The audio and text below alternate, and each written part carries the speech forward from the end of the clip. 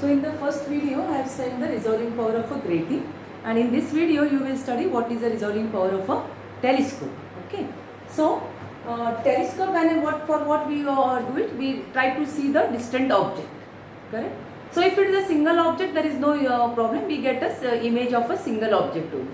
But if there are two objects are there, okay, at a far distance, but they are very close, and you cannot separate them with the naked eye. So when you are observing it through the telescope, when you are looking at with the telescope, in the images you will always get the images of any object, right? So in the images you will get the two images, okay, the images of the two objects which are very close together. Otherwise with the naked eye you cannot separate them. But the telescope has the ability to resolve the images of the 2-point objects which are at a far distance. That's its resolving power. Okay. So just see how to understand this. Suppose that this is one object you have and here another object. Okay. This is the same thing. So from this, the ray comes from one object and incidents at a point A.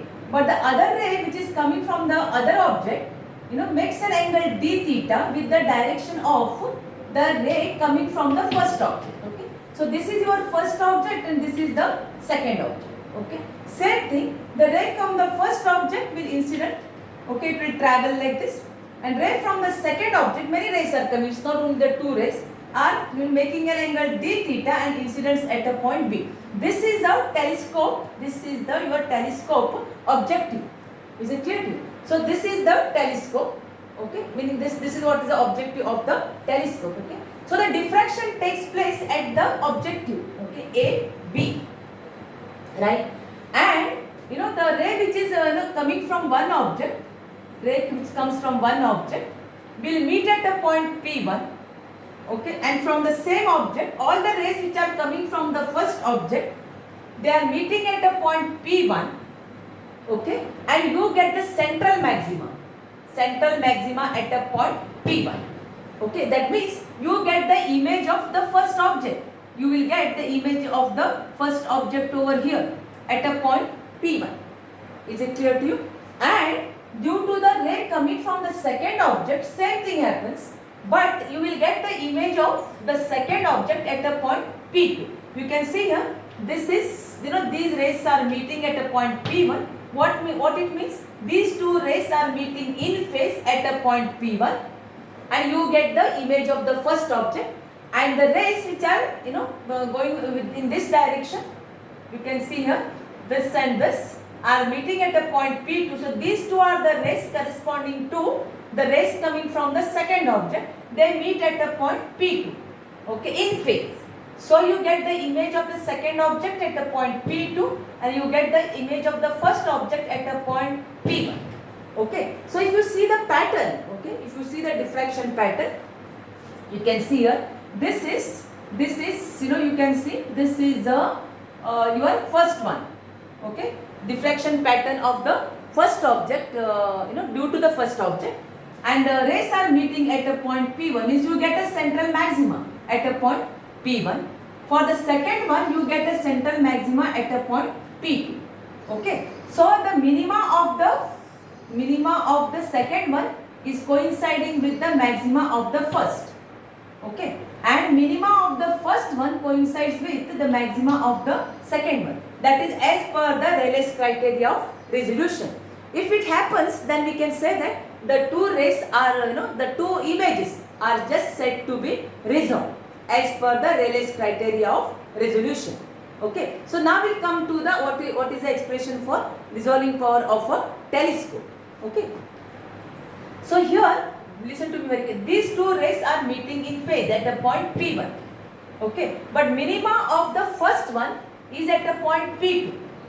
Correct? That means there is a path difference between the ray which is going from the point A and from the point B when they meet at the point P2.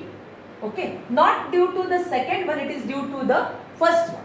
So if I drop a perpendicular like this, your BC is the path difference. Okay. And that path, this is d theta. Okay. So the sine of d theta will be is equal to, this aperture width is A. AB, AB is the aperture of the telescope and that is A. Okay, so this is A into sin d theta is equal to BC divided by A. Therefore, BC is equal to AB sin d theta. And since d theta is very small, sin of d theta you can replace it as A into d theta only.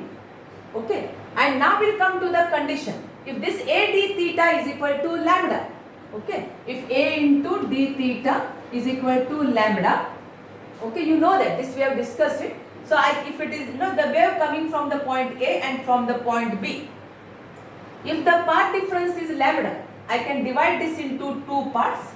So from here and from here it is lambda by 2, from here and here it is lambda by 2, and the secondary wavelets which are going from the first half and from the second half, they are getting cancelled each other, and at a point P2 you will get a minimum. Okay, so that's the minima of the first image, but maxima of the second one. Okay, so A into d theta is equal to lambda, right? Therefore d theta is equal to lambda by A. Followed, no? So this 1 over d theta, pay that this is the angular separation between d theta is the angular separation between the two objects. Is it clear? That's the thing, it is shown here, d theta. Okay, so this d theta, correct expression for 1 over d theta, okay, is equal to 1 over d theta is equal to A by lambda, and this 1 over d theta is the resolving power of a telescope. Okay, so I'll write it over here. Resolving power of a telescope is equal to 1 over d theta, that is the angular separation, reciprocal of the angular separation between the two objects which are at far distance, is a resolving power of a telescope, which is equal to A upon lambda. But the correct expression is, there is a small correction for this expression. It is 1 point, that's equal to A upon 1.22 lambda. Is it clear to you? So that's the resolving power of a telescope. This 1.22 factor comes for the correction. Okay, so the reciprocal of the angular separation between the two objects is called the resolving power of a telescope. Okay, so this is the expression for RP of a telescope.